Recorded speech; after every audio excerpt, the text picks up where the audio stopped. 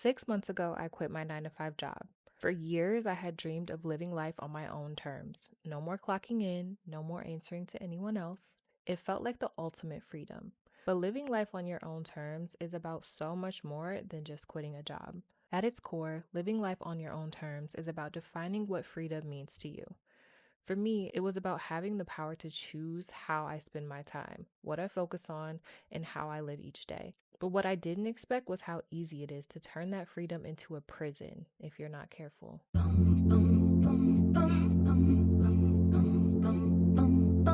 Morning, YouTube. I know that I look absolutely crazy. I've been trying some new makeup products that are acne safe, and trying new makeup is trial and error. So we'll see if I can make this look good by the end of this. But I just wanted to say good morning, and I'm basically just going to be recording my whole day while I talk to you about what it's really like to live life on your own terms. Okay, back to the voiceover. When I first made the leap, I thought, this is it. I finally got what I always wanted. Suddenly, I had no boss, no set schedule, and instead of feeling free, I found myself trapped by my own expectations of productivity. I felt like I needed to constantly be doing something, checking things off my list, and making progress. And in all of that hustle, I wasn't allowing myself the time to rest, relax, or actually enjoy the freedom I fought so hard to have. That's when I realized something huge. I was creating my own suffering. Here I was, living the life I used to dream about, and yet I was still unhappy, still unsatisfied. It was a humbling realization. It made me see that the problem wasn't my circumstances. It was me. I was the one standing in my own way. And it's funny because when you think about living life on your own terms, you imagine it's all about freedom. But freedom without boundaries can actually be overwhelming. I had to learn how to set limits for myself, how to say, okay, today I'm going to work and I'm also going to rest. I had to relearn how to balance my life.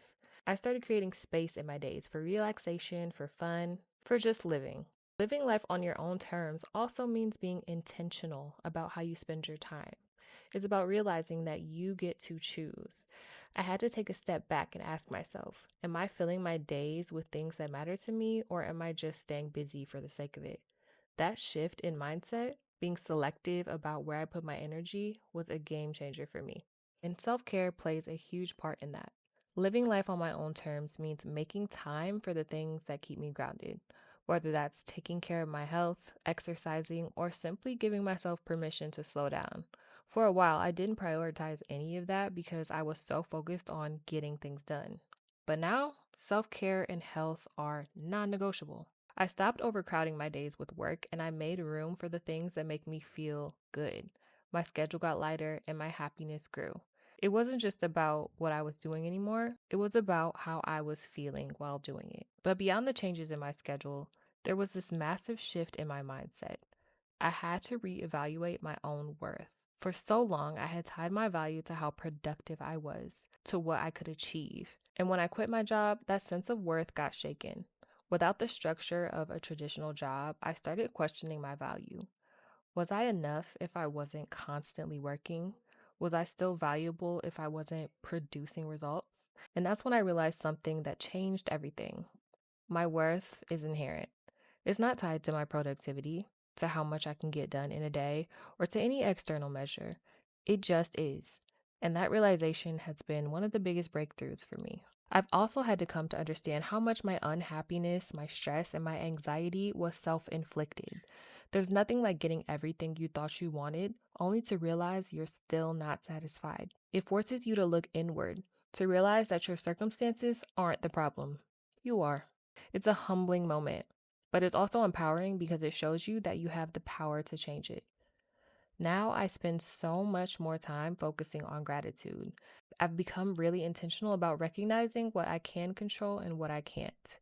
When I had a traditional job, I thought I had so much control over my life, but in reality, I just had crutches. Things like job security and a steady paycheck. Those crutches gave me the illusion of control.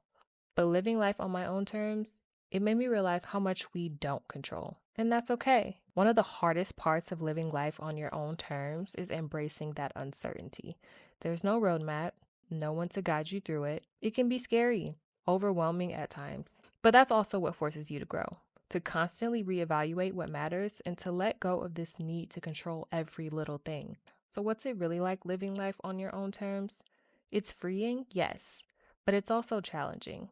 It requires you to confront your habits, your mindset, and the way you've been operating for years. But once you strike that balance between freedom and structure, between work and rest, it's incredibly rewarding. I'm finally in a place where I'm living the life I always dreamed of, but in a way that lets me actually enjoy it.